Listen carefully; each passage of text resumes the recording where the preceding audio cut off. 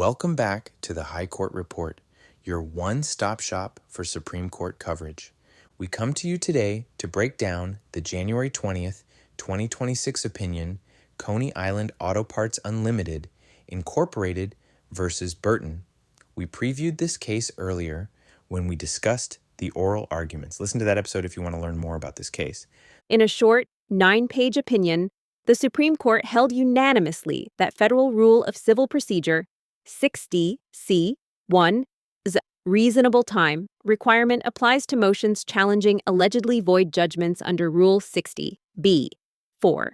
Justice Alito's 8-justice majority opinion definitively rejected the long-standing view that parties can challenge void judgments at any time without temporal limitation. The court confirmed that even judgments considered legal nullities face procedural time constraints when challenged through Rule 60B motions. Justice Sotomayor concurred in the judgment, but for different reasons than the majority. This ruling strengthens finality principles in federal civil procedure while maintaining flexibility through the reasonable time standard. Before advancing, let me pause here to remind you to follow, rate, subscribe, share, and review the podcast on Apple, Spotify, YouTube, anywhere you podcast. Follow on LinkedIn for written rundowns. Just search the High Court Report. And if you have questions about this case, reach out via LinkedIn or email, scotus.cases.pod@gmail.com. All right, let's proceed. Let me walk you through Coney Island Auto Parts versus Burton, a case that unanimously resolved a circuit split on a question that sounds technical but affects thousands of parties seeking relief from allegedly void judgments. VistaPro Automotive found itself in bankruptcy in 2014 and decided to go after Coney Island Auto Parts for $50,000 in unpaid invoices. VistaPro tried to serve legal papers on Coney Island through the mail, but allegedly botched the service requirements under federal bankruptcy procedure rules. Coney Island never responded to the lawsuit. They claim they never got proper notice. The bankruptcy court entered a default judgment against them in 2015. Think of this like a referee calling you out when you weren't even aware you were playing the game. For the next 6 years, VistaPro's bankruptcy trustee tried collecting on this judgment. They sent a demand letter to Coney Island's CEO in April 2016, which lower courts later said gave the company notice of what happened. But nothing came of these collection efforts for years. Then in 2021, VistaPro's trustee finally struck gold. A federal marshal showed up and seized funds right out of Coney Island's bank account to satisfy the judgment. That's when Coney Island woke up and realized they had a problem. Coney Island rushed to court and filed a Rule 60 motion, basically asking the court to throw out the judgment entirely. They argued VistaPro's failure to serve them properly made the whole judgment void from the beginning. But here's where things get legally interesting. The bankruptcy court said, too little, too late. Even if the service was defective, Coney Island waited too long to challenge it under Rule 60's requirement that parties seek relief within a reasonable time. Courts across the country disagreed about whether this time limit applies to void judgments at all. Some circuits said void judgments are legal nullities that can be challenged anytime. Others said even void judgments face timing requirements. This kind of split means your rights depend on where you happen to live, something the Supreme Court generally won't tolerate for long. The District Court and Sixth Circuit both affirmed ruling against Coney Island. The Supreme Court granted review to settle this important procedural question. Justice Alito wrote for 8 justices, all except Justice Sotomayor. Justice Sotomayor filed a separate opinion agreeing with the result, but criticizing the majority's reasoning. The court held that Rule 60C1's reasonable time limit applies to all Rule 60B motions, including those challenging void judgments.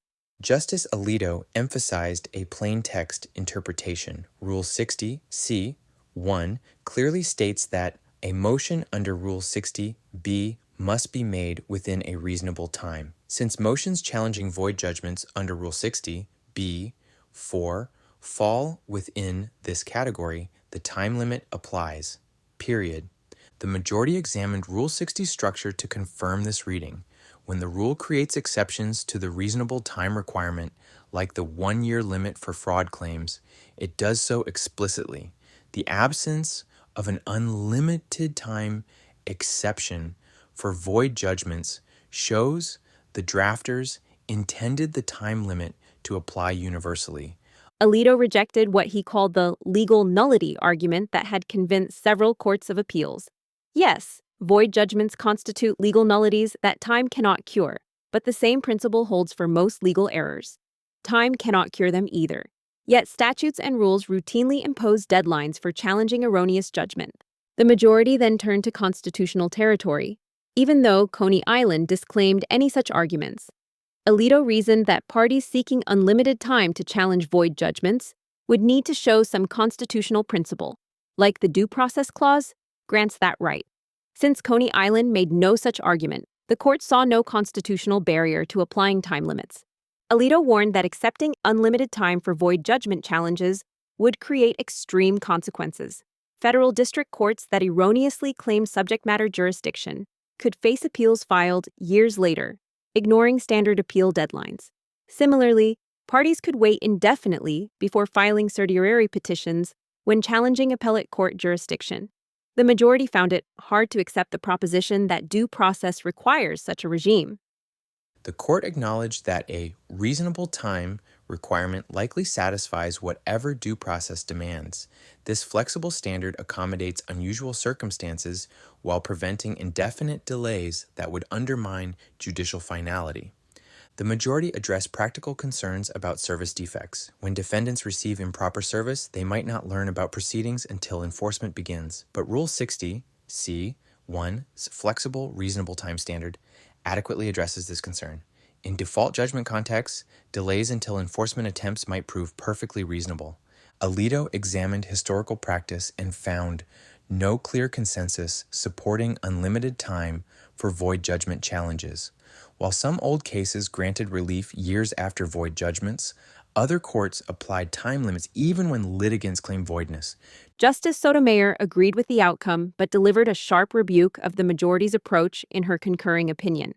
She took serious issue with the majority's unnecessary constitutional discussion, emphasizing fundamental judicial restraint principles that courts should avoid constitutional questions when no party raises them.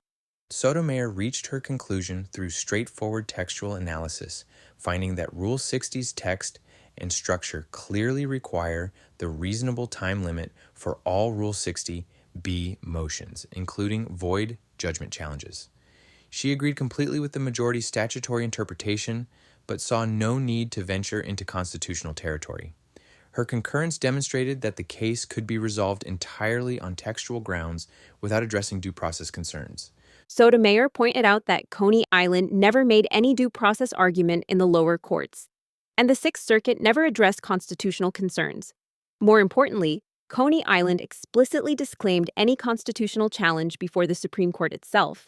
In their brief, they clearly stated, to be clear, Coney Island does not contend that Rule 60 or Rule 60, C.1, is unconstitutional. This decision resolves the circuit split in favor of timing requirements. Parties can still challenge void judgments, but they cannot wait indefinitely. The reasonable time standard provides case-by-case flexibility while preventing stale challenges. The practical impact affects thousands of cases annually, where parties discover judgments years after entry. While void judgments remain challengeable, the days of unlimited timing tolerance end here. The decision reflects the court's emphasis on textual interpretation and structural analysis. Even fundamental procedural concepts like void judgments must yield to clear language and structures in rules of civil procedure. Thanks for listening to today's High Court Report episode. Remember, please follow, rate, subscribe, share, and review the podcast on Apple, Spotify, YouTube, anywhere you podcast. Follow on LinkedIn for written rundowns. Just search the High Court Report. And if you have questions about this case, reach out via LinkedIn or email scotus.cases.pod@gmail.com. Talk to you soon.